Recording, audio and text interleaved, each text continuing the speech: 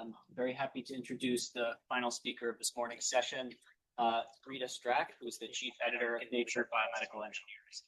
She'll tell us about the journal and how it intersects with single cell biology. Hi guys, thanks for staying all the way to now. I'm going to have an atypical talk for this meeting, but I hope we can generate some discussion. I'm going to introduce my journal and go through some papers that I think might be of interest to you guys to kind of showcase where this field intersects with the journal. Then I'll talk a little bit just about my takeaways from the meeting over the past few days, and then maybe move into discussion points. So I'm just going to very quickly introduce myself. I'll introduce the journal, and then again, I'll talk about where the journal's interest is. And then hopefully to bridge our way into a nice discussion for the afternoon, I can talk about challenges and opportunities I've observed in sulfate indecision mapping, and then talk briefly go into my idea of some discussion points to wrap up the meeting, but I don't want to dictate discussion. This meeting is for you guys, not for me, so I want you guys to take the lead. But just a bit about me, my background is in probe development. I have been at Nature Biomedical Engineering for almost a year. I started as chief last August. Before that, many of you guys may know that I was at Nature Methods for 11 years, and that's how I know a lot of you guys in this room. Before that, I was a postdoc with Sami Jaffrey at Weill Cornell in Manhattan, where I made these small RNA aptamers that you use to tag RNAs analogously as you would tag a protein with GFP. Before that, I was actually here at the University of Chicago, where I did my PhD with Ben Glick and Bob Keenan, and I made improved variants of DS-RED, some of which are shown here. I like to start my talks with a picture of my thumbs. And one thing I really want you guys to know about me is that I really believe that methods drive biology. Of course, that's the ethos of Nature Methods, but it's with us as well at Nature BME. And I love Nature Methods. I never would have left except to lead another technology journal. But I am happy since I've moved. At Nature Methods, I handled bioimaging, fluorescence microscopy, image analysis, and spectroscopy. Those were my core areas. But I also came into spatialomics and genomics mostly via fish. So as fish became popular, I would do genomics in that way. And then, of course, as merfish exploded and imaging-based spatial transcriptomics exploded, I took on all of those papers. And then as those analytical methods sort of bridged the gap between different types of omics, I sort of just became a spatial omics and spatial biology person on the team. I also handled chemical biology, biochemistry, and again, some genomics. So really high interest areas for the journal.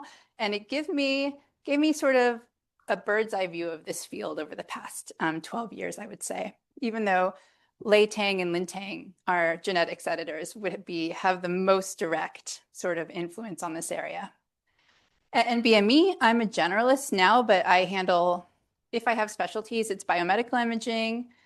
I like to joke that at Nature Methods, I was the third best person in genomics, and now I'm the most best person in genomics on my team. So I handle genomics and I handle all machine learning, although that's moving over to a new editor, Yeli. And I like to include this factoid that I've read over 6,000 submitted manuscripts. These are just submissions. These are not papers I've read in other journals as an editor, just to give you a sense of the scale of work we do, how we're able to pick up on trends, how we're able to think about fields, and how we're able to forecast. We are really students of the literature, and we're always learning. So let me just introduce Nature Biomedical Engineering. We're coming up on our 10-year anniversary, and we publish work that's of exceptionally high interest to the bioengineering and biomedical engineering community. And so our authors and readers include bench scientists who are making materials, methods, and technologies and therapies to understand and combat disease. We're very technology driven, but we do publish mechanistic studies.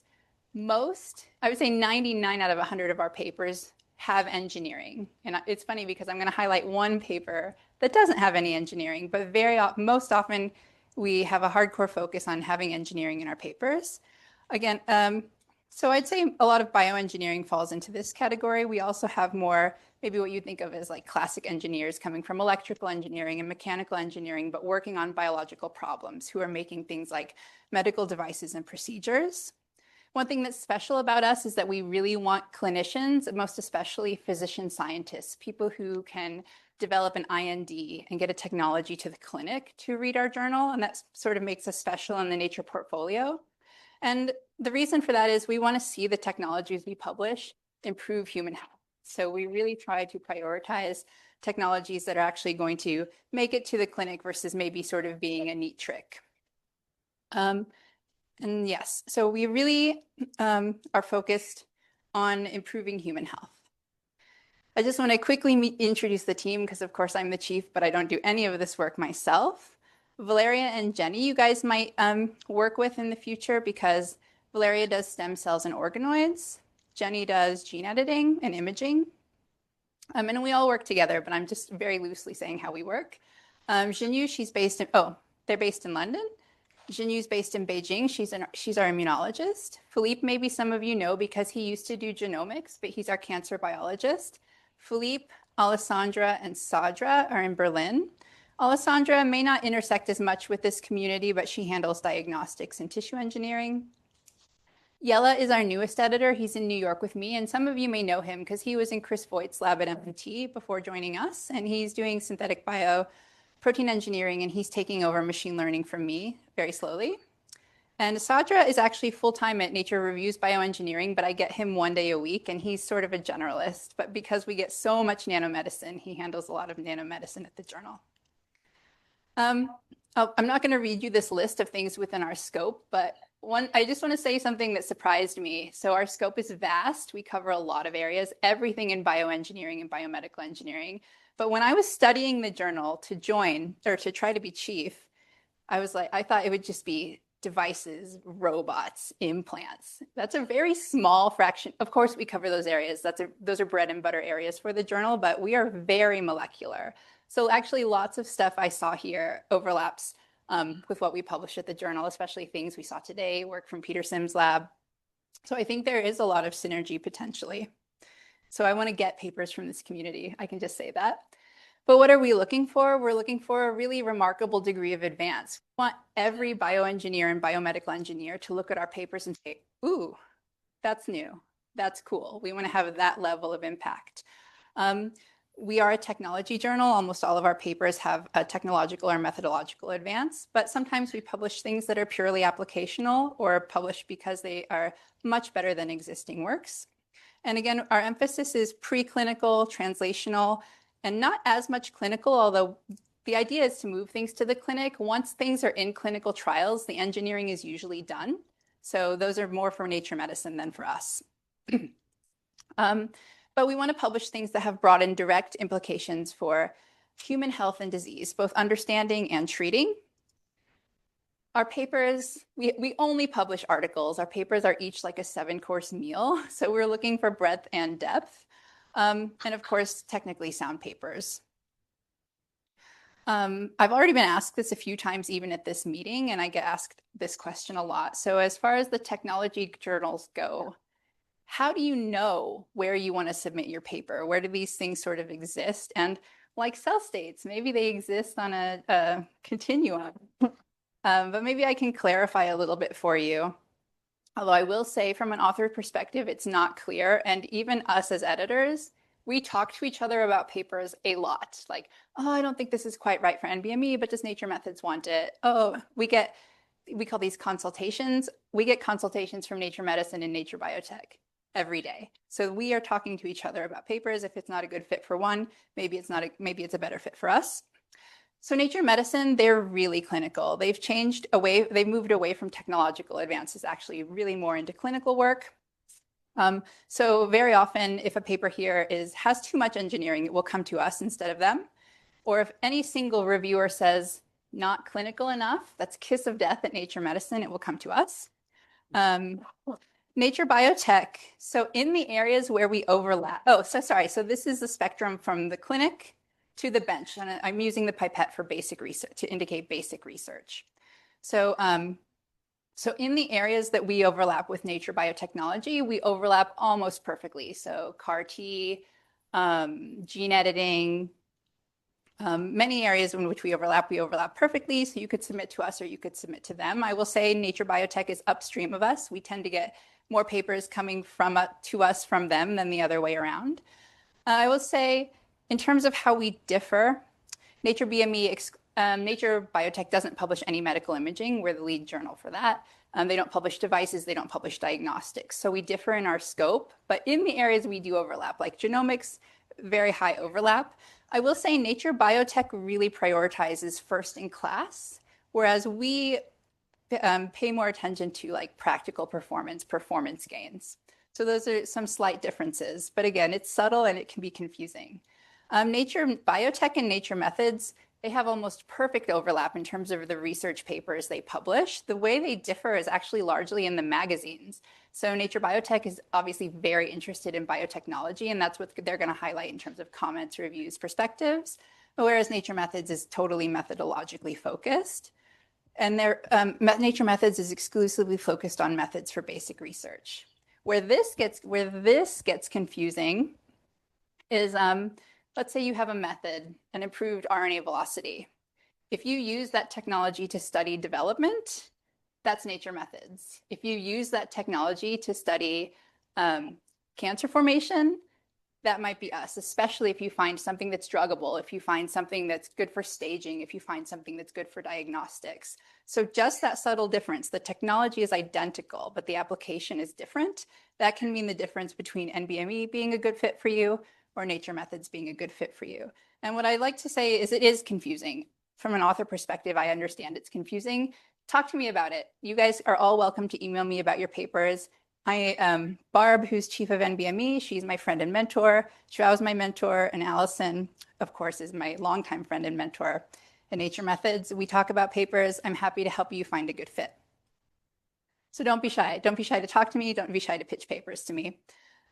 So where do Nature Biomedical Engineering and this community intersect? Instead of trying to explain it in vague terms, I thought I'll just show you a handful of papers that were a good fit for us that might be of interest to this community and sort of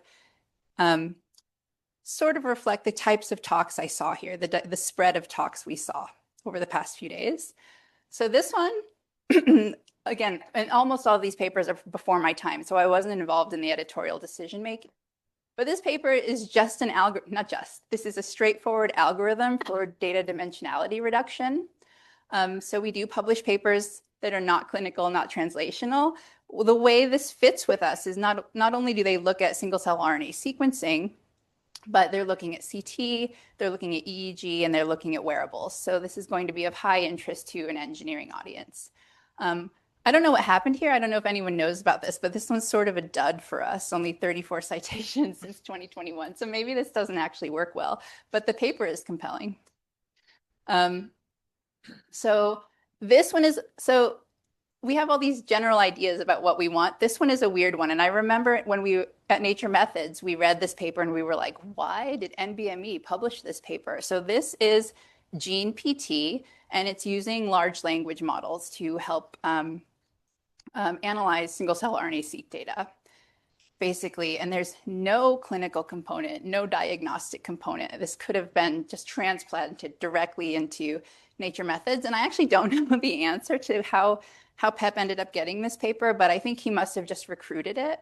And I think the idea was that looking at single cell analysis is becoming more commonly used in the clinic, that it's not difficult to understand the health benefits. But this one was a stretch, and actually I find this one confusing. So when I say I sympathize with authors about you don't know where to go with your paper, it's because of weird papers like this, right? But this one's a nice one. This one maybe makes a little more sense from a basic research perspective. What they're doing is they're translating from single cell transcriptomics to proteomics with a deep learning model. But here in terms of applications, it makes a lot of sense. So their tool, SC Translator, lets you do multimodal profiling, and they're looking at disease. And they're trying to better understand disease through single cell data. Yeah, and so most of these examples that follow will have a disease element. So this one is Unagi. So this is a deep learning based tool. Oh, and I will say a lot of where our journal intersects with this space is deep learning, and I'm not exactly sure why. And I'll also say, if you guys want my slides, I'm happy to share for personal use. There's nothing secret. Take pictures, anything you like. I'll share my slides. So this one is Unagi, and this is for looking at time series single cell transcriptomics data. And again, they're trying to understand disease. So the reason this fits with us versus maybe nature methods is because they're not looking at developmental biology. They're not looking at how the brain forms. They're really trying to understand, I forget, I think it's fibrosis, lung fibrosis. So this one, I wanted to switch gears a little bit to talk more about like sort of the stem cell reprogramming and things of that nature. We're super interested in stem cell biology. We're very interested in organoids and in vitro systems, studying human physiology. I'd say we're more application interested. So we're not as interested in why and when a transcription factor is going to influence something's fate. We care that it works. So here they were able to reprogram human astrocytes into neural organoids that you could then transplant into the spinal cord to heal spinal cord injury. So you guys are getting the theme, right? Like, so the biology is there, but the application to human health and disease is also there. Can I ask a quick question, Rita? Yeah, of course. I don't see who's asking the question. Oh, now I see. Yeah, sorry. The nature machine intelligence is maybe a bit newer, and so maybe you don't think of it in this realm at all, but I've been trying to understand how it sort of fits into that family of journals. So is it just like if you have enough medical application and it isn't in a machine intelligence paper? Like how do you think about that as a Oh, that's a great question. So in there? yeah, NMI is a new journal, and I read it, and I cover it in our strategy meeting, like what are they publishing versus what we're publishing? And I would say they really want the core advance to be computational. Okay. Whereas we really don't care. If it's a foundation that's been used, it's a foundation model that's already established, but you're using it in a new way, and the clinical performance is much better. We're not going to ding you in terms of conceptual advance for using this segment anything, for example, or something like this, an established model. I see. If the performance gains are good, but machine intelligence is really going to prioritize the conceptual advance. But in terms of scope, they are all over the place. And I would say maybe 30% of the machine learning papers they publish in medicine, we would be interested in. Yeah. Okay. Follow up. Nature computational science. Similar. Sometimes their methods also are in this field, and also how that compared to machine intelligence, that confuses me. That's a great question. So Nature Comp Sci, I know Fernando really well. He's in my office. He's their chief. So they want a concept. So they recently told me they want more medical AI, and they're actually, I would say, less picky than us and less picky than nature machine intelligence in terms of conceptual advance. So for example, we've already moved past like foundation model for X. Like we're done with, that's pretty much in the past, unless it's the very, very first application to a very challenging thing, right? We're sort of just moving past that, but they still want the best ones, right? So I would say they really like scale, they really like performance, and they want some new way of thinking about the computation, but it doesn't have to be as conceptually interesting as NMI, and it doesn't have to be as practically useful as for us. So they're a weird one. So I consult on a lot of papers with them, and I'm still learning exactly what it is how they overlap with us. So sorry, I don't have a more concrete answer, but I do know they want to expand into this space, and they're technology agnostic. So like they like biology, they like medicine. They're really interested in the computational gains. Okay, so this one, what did I like about this one? Oh yeah, so this one is, I thought maybe it would be of really high interest to this audience. So they have this way of looking at monitoring single cells throughout differentiation from iPSCs into pancreatic duct cells, duct-like organoids. And so here, just this technological platform lets you do single cell transcriptional profiling alongside immunofluorescence imaging. And I thought that's really good. What we're interested in is pancreatic carcinogenesis. That's how it fits with us, but the platform itself could really help you learn biology.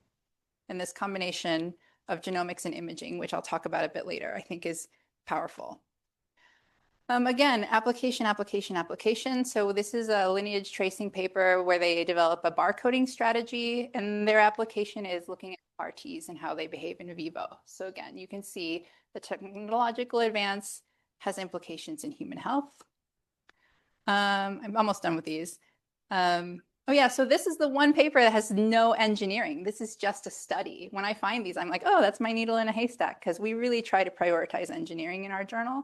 But here they use single-cell RNA-seq to understand the behavior of cells around an implant as something is trying to heal, and the related signaling networks that impact how things turn out. So I thought that would be of interest to this audience as well, because it's very applied, right? Like we want to understand implants and implant biology and wound healing, but it's using the technologies that this community is sort of developing and sort of adjacent questions. And then where am I on time? Because I don't know if we want to do discussion now or discussion after lunch. This kind of moves us away from NBME and more into like talking about the meeting. So we thought maybe we'll leave people with prompts and they go for lunch and then we discuss after that. Okay, great. That sounds great. I have a question to the journals. So since they are so much overlapping, right, would you recommend to submit to a particular journal or use that service that your IGNIS provide that you can submit to multiple journals at the same time? Oh, you can't submit to multiple journals at the same time, not technically, but you de facto are, because if we have a very nice paper and it's not for us, we're talking to our colleagues about it. Because one thing we want to do is we consider this author service. If the paper's not right for us, we want to find the right home for it. And from a capitalistic point of view, we want to keep the best paper submitted to us in the family, in the company. Yes, so if you submit a nice paper to me, I will definitely talk to you. And it's not for us, certainly everyone at Nature Communications I know really well, but people at Nature Methods, people at NBT, especially if it's a matter of the scope not being correct. Yes, and again, you can just ask me too. If you're like, Rita, I'm not sure where this would be the best fit. And sometimes I know right away, like I can just see a preprint and I'll just I know where this paper should go. So I'm happy to help with that sort of thing. So challenges and opportunities. This is not going to be like a profound overview of what we learned. This is going to be a naive overview of what we've discussed because it's all coming from an outsider. But I thought maybe some of the things I picked up as themes over these past few days might be interesting as talking points, or at the very least for me to learn.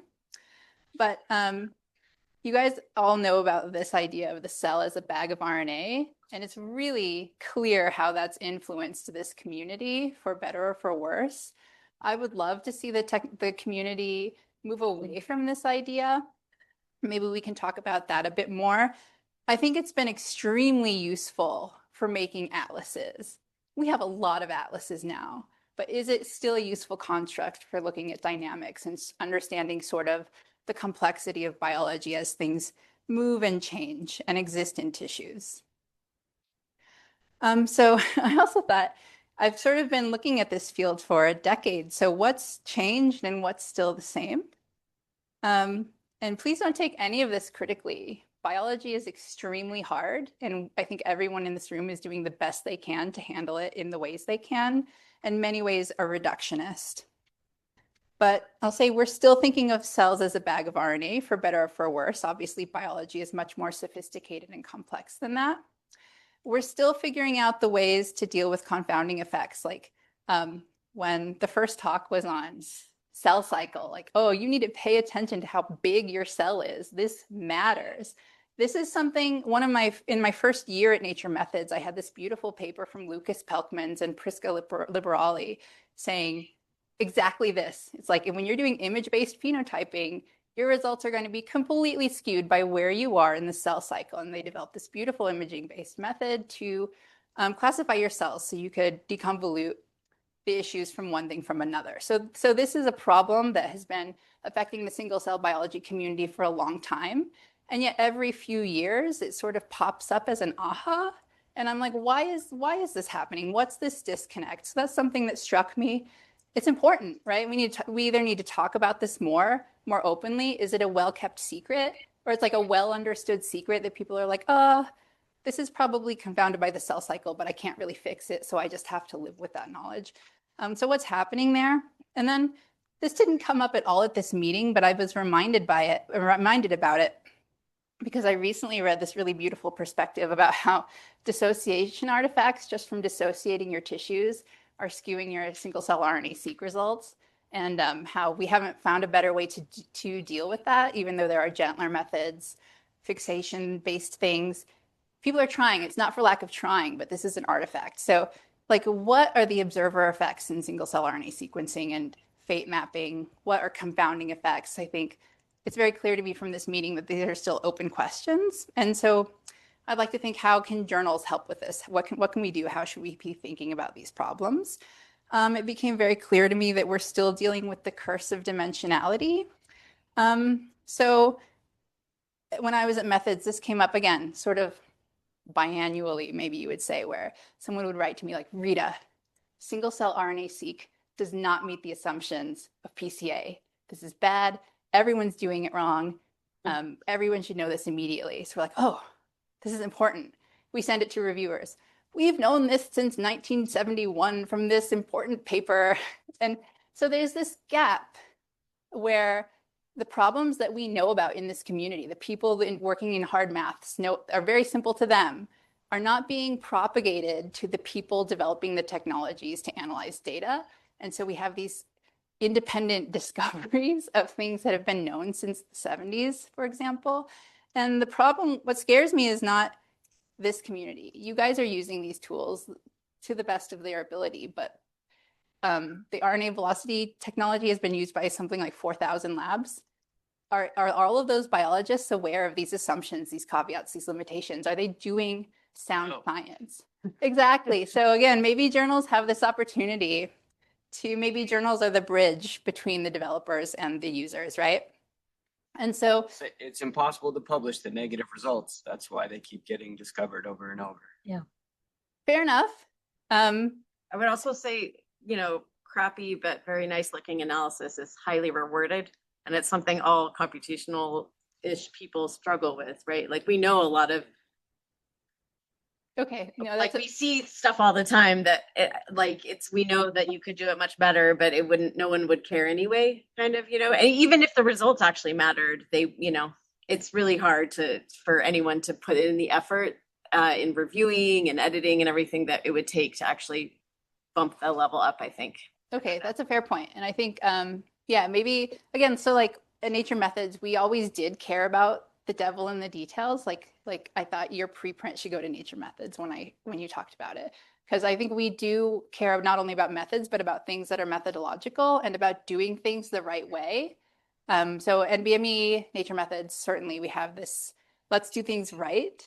And you know, so let's say, actually for a single-cell RNA-seq, the issues with PCA, it seems like they've actually been kind of sorted. So I'm not so worried about that. But UMAPs, like when we saw this paper in Nature Methods, we were like, okay, get the popcorn. Who's getting fired? But like, I think this came out with a big splash and then it sort of just disappeared. Like, are we still talking about this? I'm not worried about the UMAPs this audience is preparing, but are biologists doing this right? And are they thinking they're making the discoveries that are not true, right? Wish Leor were still here, but I think the issue is that it's really hard to find alternatives. Yes, exactly. Right? Yes. And so, like, I think you're right that, like, UMAP caught on because it was better than TSNE, which caught on because it was way better than PCA. And like, if somebody came with an alternative that, like, I mean, maybe there are alternatives in terms of just looking at things more than one way, potentially. But biologists really like to see things. And there aren't a whole lot of ways to look at things in 2D. Yeah, fair enough. But there was a talk about the alternative way to visualize high dimensional data. I think, just so you know, I'd say journals are open to these things. We want the next better UMAP. It's not like, but we also, I don't know, again, it's this idea that there's this sort of disconnect between what people in this audience know very well and what they can treat carefully to get the best possible analysis and the way the biologists are using these tools. This, as a methods person, this really bothers me. I think about this a lot. So, you know, the community kind of like, oh, don't show UMAP, Leor's here, you know, like, and it's kind of a joke, but I think it's serious. We want to take these things seriously. We can't just say, oh, it's a problem, and then have you had that? You wake up in the night, oh my God, I lost my keys, and then you're like, oh, back to sleep. Like we can't sleep on this problem if biologists are doing things wrongly, right? Why are we making these tools if not for biologists to learn new biology, right? In the right way. Yeah, but I think also like in a truly like transformative biological story, if it hangs on a UMAP representation, it's not real. Okay, yeah, Yeah, that's fair. it's That's a not fair like point. just for biological discovery. Yeah. I think people are not using it for biological They- discovery. Like I think they're saying, but Oh, people, I think people say, are. oh, I found it. We're not. I found a new rare cell type. I've seen that a lot. Oh, I've People saying they identify something new and Right. rare via clustering on a UMAP. I see it. Okay, but you can't publish a paper in Nature Yeah. because you saw something on a UMAP. You have to do it. Oh, yeah, I'm not talking about nature. I'm not talking about NBME. I'm talking about Okay. biology that happens in the But world, right? Yeah. I think like the statement is true. People point to it and say this is important, but I think it is just a tool to. I have no problem with people using it. It's like, okay, cool. You think that's important? Show me all the follow-on data now that tells me it's important. Yeah. Yeah, fair enough. So it's a cumulative thing. So like, just make it UMAP, make it some special new thing. I don't care. I'm going to care about everything that comes after the UMAP. Okay. You know what I Yeah. mean? Yeah, I think if it's in context of an overall strong story, you're not as concerned about it That's for being sure. like not perfect. Aim to nominating it. Everything is a screen up until you show me all the validation.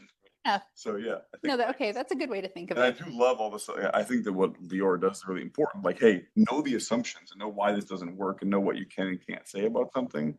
But I don't necessarily think that we should like throw out whole ways of analyzing things or just it's not even analyzing, visualizing, right? That's a visualization technique. Yeah, exactly. Full stop, right? Yeah. Sure, fair enough. And that kind of gets to your second point here, where I think sometimes the problem that I have with a lot of methods papers is you build me this great method and then you do it on one of the easiest possible applications. Yeah. And then a biologist says, okay, I want to use it on my thing, but like the next thing you try that's even slightly harder, the whole thing falls apart. So I That's a kind of- great point. So from a journal perspective, like maybe showing me a little more, maybe having a better standard for robustness of application is an interesting place to go because I mean, I think we talked about already, hematopoiesis has been studied a lot and it's been studied a lot because it's like we can recycle a lot of the data sets or perturb it and you expect to see a certain set of results. If that was like, you know, figure 2A and then, okay, now I'm going to be robust across a few other applications. I think that would be really, that would then make me as a biologist or wearing my biologist hat, pick up a new method. Oh, it's robust in different settings. Then I would probably be more willing to try it. I think I look at every new method and I go, okay, that's going to work for that application, but I don't know if it's going to work for any other application. Yeah, that's a great point. Let me just say, yeah, and I mean, in Nature Methods, that was super important to us. Show robustness, general applicability, and like the number one thing we'd ask people is show us a challenging demonstration. And the same at NBME. So we have this idea as well. Like you can't just show us, let's say you're looking at spatial omics data. You can't just do the brain, right? It's so stereotypic. The mouse brain, right? Okay, we understand the mouse, you know, like we understand the structure of the brain. Show us something challenging, interesting, heterogeneous. So point well taken. And I think at least at Nature Methods NBME, we try to do that. But what about like, if you think about velocity, right? A lot of those papers used a lot of different data sets and they look fine. And I think what would actually be great is if it weren't shameful to be like, and here's where we know it doesn't work at all. You know, like those papers come years afterwards from somebody brave, sometimes from the same authors. But like, if I know what the limitations are a little bit going into it, I know where it's breaking. That's as useful as knowing that it's robust in a bunch of very nicely chosen data sets by the Totally. authors. But actually, Totally I just struggle with thinking that it's That they would ever let you do that. Or ask you to do that. not that I don't want to maybe say this out loud, but like velocity isn't. That's kind of not what I'm talking about. I think a little bit. I think like RNA velocity, I just struggle with like the use cases. How do I prove some of those things? Like there's just I think I have a different view of what I would use velocity for versus too. like a physical method that says I can detect X in a biological system, and then I go try it in my biological system. To your point of like the brain, like that's very stereotypical. I think there's like slightly different use cases, but you're right. I You're think, thinking like, about something where you could validate more. yeah, I think so. Yeah, and velocity though is a good point. Though, like it was shown to work in a bunch of systems. It will produce results, but also work is an interesting question. Like, I mean, what level of evidence do you have of something working? Is the other is it it? just would be nice to show, like, we always have to write some obligatory paragraph on limitations that nobody actually wants to admit too much of. But most of the time when we're publishing, we know at least some aspect of what isn't working, and it would be super useful, but nobody's ever going to be like, well, actually, Here's the Achilles in these heel. 9 cases, it really sucks. I don't know. Anyway, it's just a thought. I don't know how to fix it. I want to comment on this one because I'm a, simulation modeler. When we do model, we do not, develop general methods. We really, the system, we integrate all the information, we make assumptions, that all things. But now the current age, right, a lot of methods, like the R velocity we talked about, but the R velocity is about physical model, right? There are a lot of assumptions.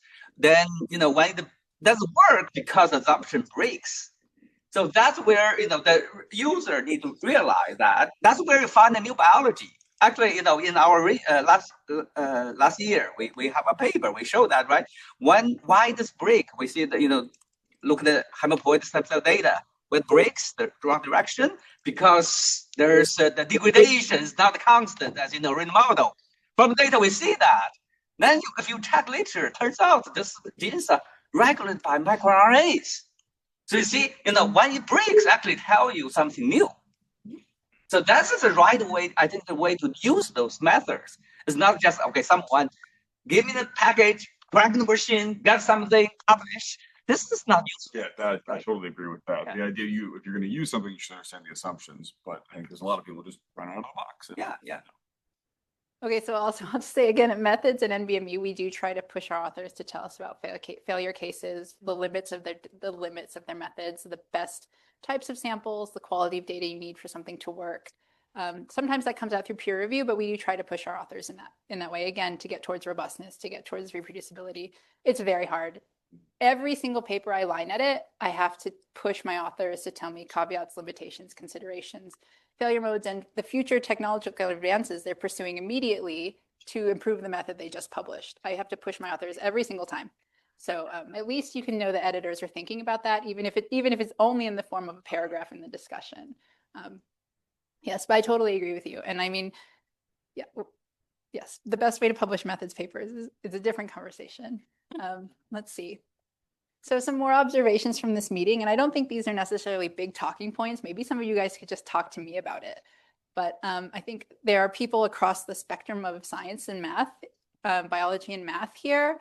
And I think this field really needs these collaborations. It needs these conversations. It's good to have all these people in the same room, but it became very clear to me just from the Q&As and some other things that came up that you're not all speaking the same language and sharing the same vocabulary. And I just want to point out one, oh no, I moved this slide, hold on. Can I escape this view? Okay, sorry, I moved this to show something, but this is just a screen grab from a paper. Oh, can I go back into my editing mode? Can I like escape?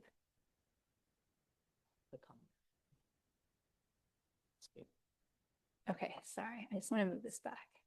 There we go. So sorry, guys. I shouldn't use animations in PowerPoint. That's how old I am. So I published this nice paper from the Krishnaswamy lab a few years ago. And I don't think any of the reviewers are in this room, but the reviewers were definitely name dropped and their work is cited. So people in the field who understand this technology. And this paper describes a manifold of manifolds for looking at single cell data. And the review process for this paper was very difficult, not because the method doesn't work, but because of semantics. Like, are you looking at a manifold? What is a manifold? I think many people in this room, including myself, from every individual, have a different definition of this word. And it's funny, slightly, but when we are trying to work towards common goals, do things together, collaborate, and we are starting with different definitions of the same words. You know, like a biochemist, if they do something in a cell, it was in vivo, right? But if you talk to a doctor, they're like, oh, no way, right? That I need in vivo has to be in an animal, right? So like if we are not using these same words in the same way, I think it's a limitation. So I think the only way to get through this is like really intricate collaboration and a commitment to learning your colleagues' points of view. Maybe one positive example is Susan and Matthias. Like they have their expertises in cell biology and computer vision, but they have sort of shared goals and shared language and the way of understanding each other and working together that's really, really productive. And I think we need maybe more of that. So even closer connections. So if you're a computational scientist or a mathematician, you're saying, oh, I just got data from someone. Some biologist dumped their data on me. Maybe it could be more than that. Maybe you could say, what are your questions? What are you trying to do? What is hard for you? How can I use what I know to solve something that is hard for you, and have those sorts of long-term ongoing collaborations?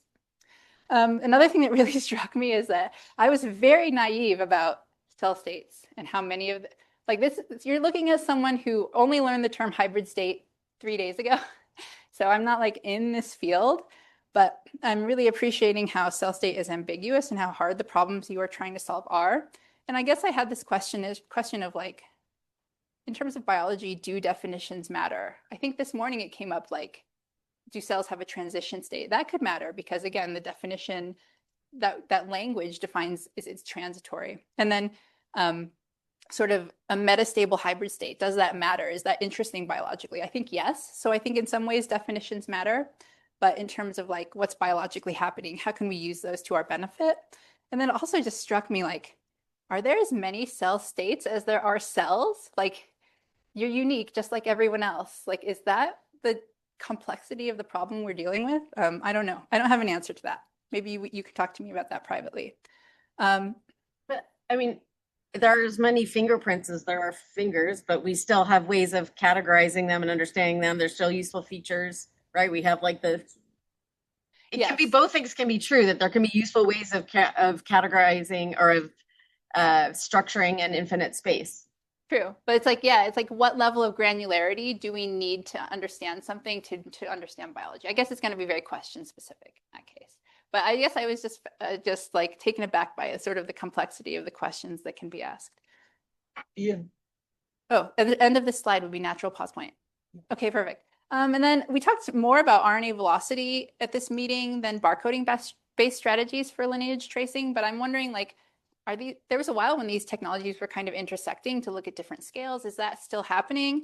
And then for barcoding based strategies, is the math all good? Are we like happy with how that's going? I'm just curious about that. Again, this doesn't have to be a topic of conversation for the meeting. I'm just curious. In general, I have a hot take on RNA velocity and zero-time algorithms. All right, tell us your hot take. Unless you causally show with something else, all of this inference, I do not believe until you show it. Okay. Can be a hypothesis generating, not confirming? Is that yes, even generating, I feel like it's too sensitive for me to believe that the hypothesis is tightly constrained. Like I need to see some experimental evidence. Some orthogonal evidence. Experimental. It can't be inference on inference. Yeah. Okay. Yeah. Yogesh, between yourself and I will make up one Lior and say yes. Too much. Yeah. I want to talk about mathematical modeling just really quickly. So I got a really positive impression of the field from this meeting, maybe because Yogesh invited like the best people. But it seems like you guys are actually very good at capturing what's happening biologically. But what I wanted to say here is that from an editor's perspective, like in Nature Methods, I was like, we should publish more modeling. But it is very hard from an editor's perspective to make the connection to the biology and to the who cares. It was very hard for me to sort out the papers that were going to be impactful and the papers that wouldn't. Either the papers lacked the hand-holding necessary, lacked the connection to the biology, didn't tell me who the reader was, who should care about this paper. And I don't know if that's like a field-specific thing, because the audience should be self-evident, and maybe it wasn't. But from an editor's perspective, even as someone who wanted to champion modeling as methods, it was very hard to do so. But even so, I still managed to send out probably 2 to 3 papers per year. You guys are so mean to each other. These papers got trashed, and it could be I wasn't good at picking or that Nature Methods wasn't getting the best papers in this space, but you guys are very hard on each other just as reviewers. So just that's my experience. It's actually rigorous. Oh, okay. Honest take is genomics is an extremely unrigorous field coming from the outside. So fair enough. So maybe it's I actually think actually it's this idea that Is there an analogy to politics here? Like the left always splinters, right? Like we're trying to be a broad coalition, and then you attack each other, and it's hard to keep a broad coalition together. I think there's an analogy with mathematical modelers, perhaps. Yeah, fair enough. And the Social Democrats killed Rosa. The comment? But I Didn't feel like, hear it. Oh, sorry, who's? Oh, he said, is it like instead of working together, when you're in a small group, you end up fighting each other, right? That's I think also the thing that I always have struggled with is that it feels like, you know, if you look and measure very few things that have strong signals, then it's easy to prove that you're right. It's easy to develop really good models. And I don't like the practical side of me is like, I want to do things that are not totally bogus, but I also want to be able to handle more complex situations. So like, I liked your talk a lot. I love, you know, I think when we try to venture into, you know, dealing with more complex situations, not necessarily in the most complex way, that's like the best of all worlds to me. But it's just that a lot of times the what I think of when I think of a classical mathematical model, it's actually, it's not just simple in terms of the model itself, but also like the parts that it's relating and the factors it's considering. It's just so simple that I feel like it's hard for me to port it into any situation that I actually encounter and need to take care of myself. So then I end up using very kind of non-mechanistically informed models, which maybe kind of work, but then I have to go do a lot of subsequent validation of, which to me is still better than like ignoring half of the data or more than half of the data. So. Yeah, fair enough. So maybe that just speaks to the communities need to talk to each other. But yes, maybe it's rigor. Maybe that's it. I think But it's like in physics journals where yeah, you can get really harsh reviews, deficit for but you can argue your way. It won't kill your paper most of the time. I mean, the reviews that kill your paper is this is wrong and it's not important and no one cares and you know whatever. Like you know the vague 4-paragraph reviews, but like real like reviews. You argue, and it doesn't even matter if you don't resolve it. I'm just telling you, often. It's just like, this is serious, and they're accepted. And I don't know. I don't even try to submit stuff to your journal. I won't submit to a for-profit journal, but that's neither here nor there. fair enough. But my feeling from when my experimental collaborators submit stuff is that it's a very different sense of what the dialogue and what is allowed and accepted. That it is. That's all I say. I don't even mean rigorous that way. I just mean like there is some sociological motivation to pretend you've answered all the questions which was already raised before. That I think is unhealthy. Yeah, that's true for sure. It's more important not to be criticized in some sense, and so then it makes it. Yeah, that's for sure. That's for sure a huge difference in this. To some extent, it's like people who make the models, like, you know, want their model to be the model. And so when they see another model, they get a little, you know, antsy. Interesting. Yeah, that could be part of it. Yeah, and yeah, there's this idea like, well, why would this get into nature methods when my paper didn't? And it was like, anyway, yeah. So there was a lot of that. So actually, I really had a very hard time championing types of papers. And it came up this morning, like the predictive modeling predicted something in a Nature paper, but it itself did not get a Nature paper. Why is that?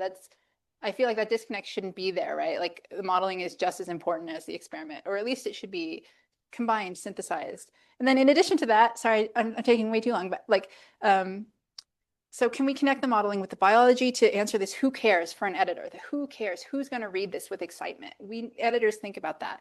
And then how can we connect the models to each other?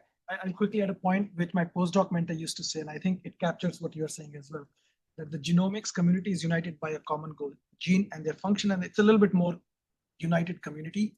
All the quantitative biologists or physicists and biologists, they work on a range of completely different problems, and then it makes it much harder to also see innovation, because systems biology or quantitative biology or it's a much broader term than genomics. So we have seen boutique journals publish a lot of genomics papers, but not so much of QBio systems biology. And I think this reviewer comment that you made makes sense in retrospect, what my postdoc mentor said and what you're saying as well.